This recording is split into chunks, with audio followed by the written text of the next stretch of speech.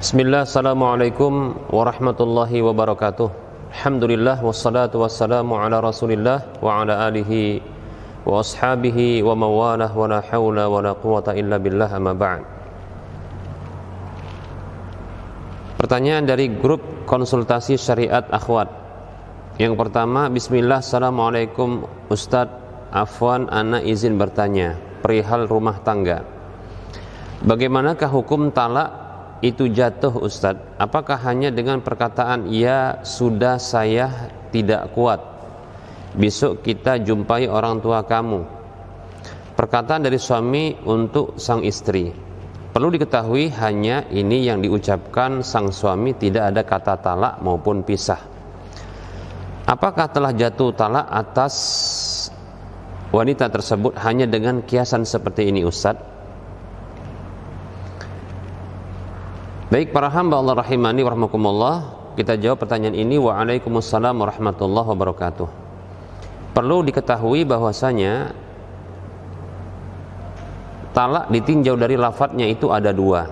Yang pertama adalah lafadz talak sharih, yaitu ungkapan talak yang jelas gamblang, yang tidak bisa dipahami ketika diucapkan kecuali itu adalah talak. Ungkapan seperti ini adalah ungkapan seperti kata talak itu sendiri. Itu seorang suami mengatakan kepada istrinya, kamu saya talak atau saya mentalakmu, atau ungkapan yang semisal. Yang kedua adalah cerai. Ini keduanya ini dipahami adalah kata cerai atau talak yang sharih, yang jelas lagi gamblang. Seorang suami apabila mengucapkan ungkapan ini, walaupun dia main-main, bercanda, maka jatuh. Berlaku talak itu bagi istrinya. Dalam hadis yang sahih, Nabi kita Muhammad SAW bersabda, salasun jidduhunna jiddun wa hazluhunna jiddun. Ada tiga yang sungguh-sungguhnya adalah sungguh-sungguh serius, main-mainnya adalah sungguh-sungguh atau serius.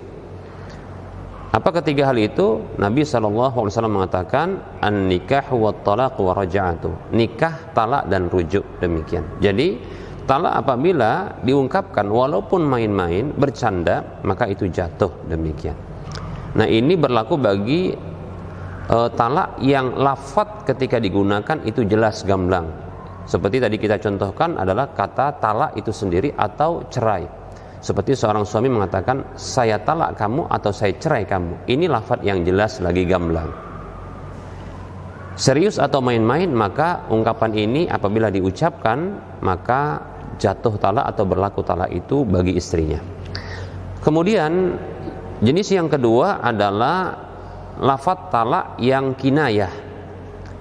Kinayah, kiasan, yaitu ungkapan talak atau ungkapan yang bisa dipahami talak dan bisa juga dipahami tidak talak. Yang bisa dipahami talak dan juga bisa dipahami bukan merupakan talak. Ungkapan seperti ini adalah ungkapan pisah atau ungkapan pengusiran istri dari rumah, atau ungkapan pulang terhadap istrinya, pulang ke rumah kedua orang tuamu, demikian. Nah, seperti itu. Dan sebagian ulama atau para ulama memasukkan menulis kata talak atau cerai kepada istri ini juga masuk ke dalam lafadz talak yang kinayah, yang kiasan, yang bisa dipahami talak dan bisa juga dipahami bukan talak. Nah, para ulama mereka menyatakan bahwa lafadz talak yang kinayah seperti ini ini akan dinyatakan berlaku talaknya apabila diniatkan memang mentalak.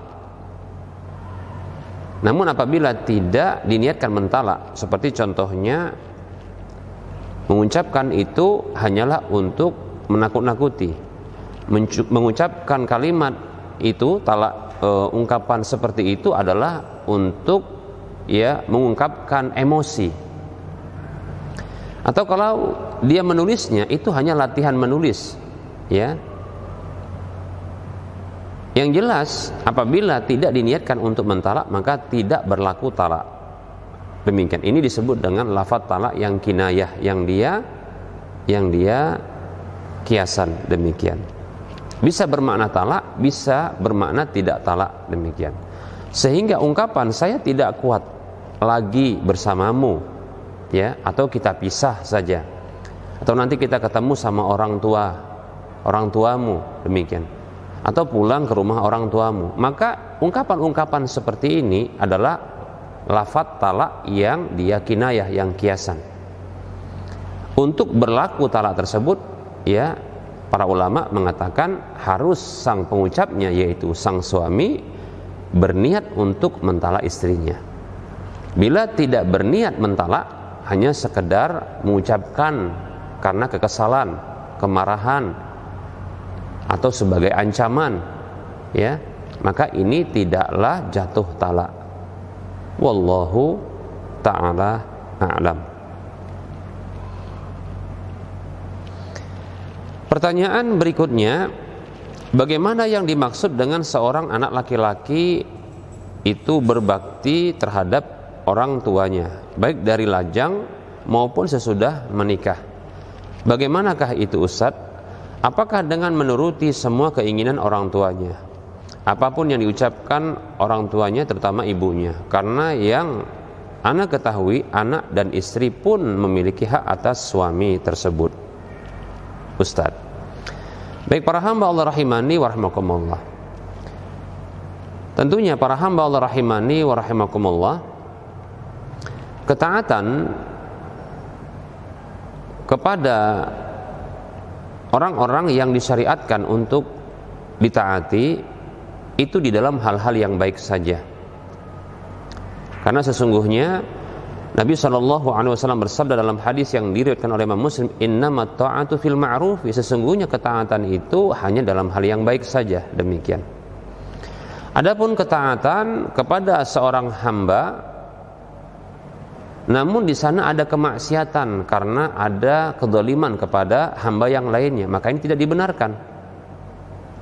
Ya. Jangan sampai ketika kita mentaati orang tua kita, ternyata kita melakukan kezaliman kepada anak dan istri kita. Tidak dibolehkan. Ya. Menyia-nyiakan mereka, mengabaikan hak mereka, tidak dibenarkan.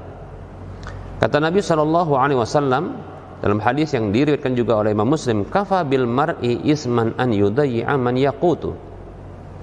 Cukuplah seseorang itu dikatakan berdosa dia menyia-nyiakan hak orang yang dia nafkahi, demikian. Jadi tidak boleh. Sebenarnya tidak boleh kita membenturkan satu hak dengan hak yang lain, karena masing-masing punya hak. Orang tua punya hak untuk ditaati, anak dan istri punya hak untuk dipenuhi hak-hak mereka, dinafkahi, demikian. Nah, seperti itu. Jadi tidak perlu membenturkan satu dengan yang lainnya. Kalau seorang tua, maksudnya orang tua memerintahkan anaknya dengan sebuah perintah, ternyata mengabaikan hak anak dan istri, maka tidak boleh mentaati perintah orang tua. Betul, kita diwajibkan untuk bakti kepada orang tua. Betul, ya, birrul walidain. Wajib bagi kita untuk berbakti kepada orang tua. Dan kita dilarang sebaliknya, itu durhaka kepada orang tua, uququl walidain.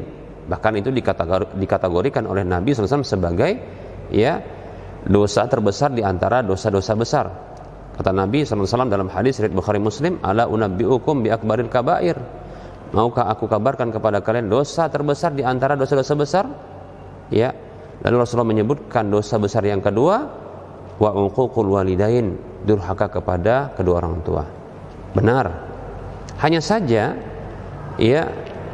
taat kepada orang tua itu di dalam hal-hal yang tidak ada kemaksiatan kepada Allah Subhanahu wa taala. Di antara kemaksiatan tersebut adalah mengabaikan hak anak dan istri. Tidak boleh. Ya. Termasuk kita katakan ya, kelemahan iman dan akal seseorang, dia membenturkan hak satu orang dengan orang yang lainnya, di mana orang-orang tersebut punya hak atas dirinya yang ada di pundaknya. Sesungguhnya tidak perlu dibenturkan. Orang tua bisa dipenuhi haknya di satu kondisi yang tidak berbenturan dengan pemenuhan hak terhadap anak dan istrinya. Anak dan istrinya punya hak yang bisa dipenuhi haknya tanpa ya berbenturan dengan hak orang tua. Memenuhi hak anak dan istri di waktu ya, atau dalam satu kondisi yang tidak berbenturan dengan hak orang tua. Nah, seperti itu. Maka tidak boleh orang tua mengintervensi, ya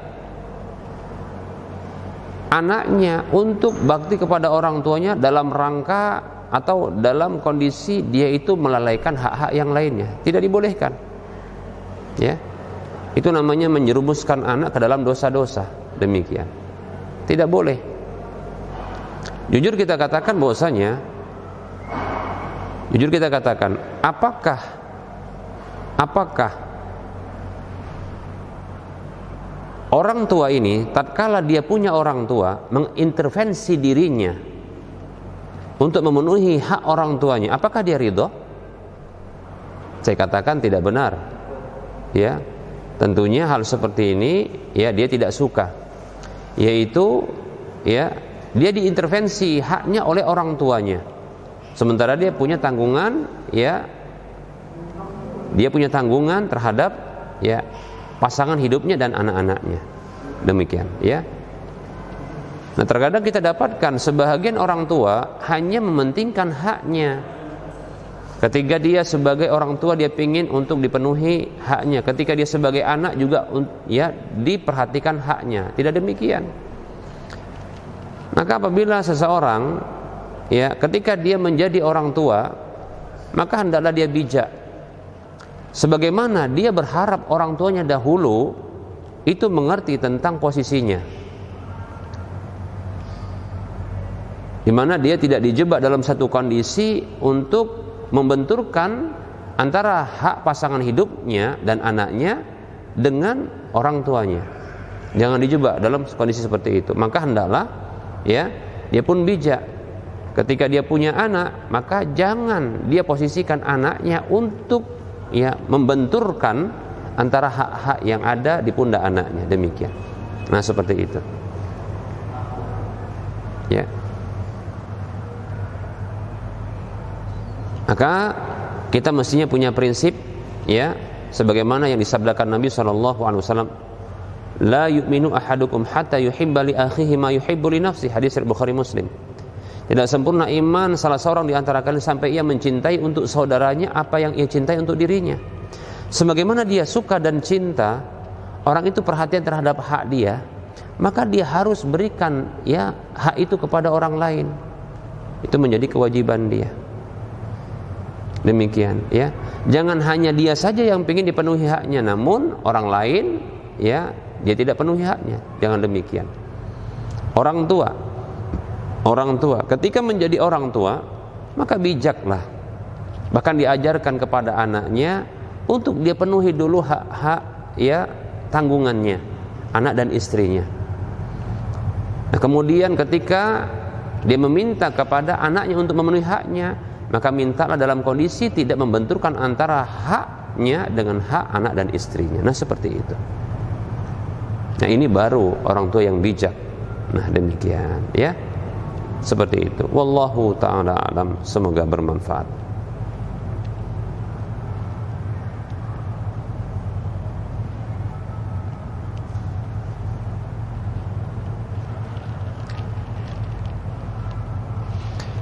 Ada pertanyaan yang terakhir dari pertanyaan pertama. Yang terakhir, Ustadz, semoga Ustadz bisa memberikan nasihat-nasihat terbaik buat para istri agar bisa menjalankan perannya dengan baik. Jazakumullahu khaira wa barakallahu fikum Ustadz atas ilmunya, dan semoga Allah menjaga Ustadz dan keluarga. Amin. Wahai para istri, semoga Allah Subhanahu wa taala menjadikan antunna semua sebagai istri-istri yang salihah. Jadilah wanita yang salihah, yang baik, baik di sisi Allah, baik di sisi suaminya, baik di sisi anak-anaknya, baik di sisi orang tuanya, baik di sisi mertuanya, dan baik di sisi lingkungannya.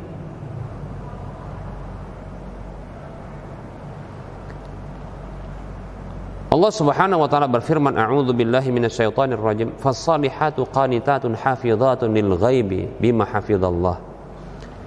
Wanita-wanita yang saleh itu adalah wanita-wanita yang qanitat, yang mereka itu punya sifat qanitat, qunut. Qunut itu bisa maknanya taat kepada Allah, taat kepada suaminya, taat kepada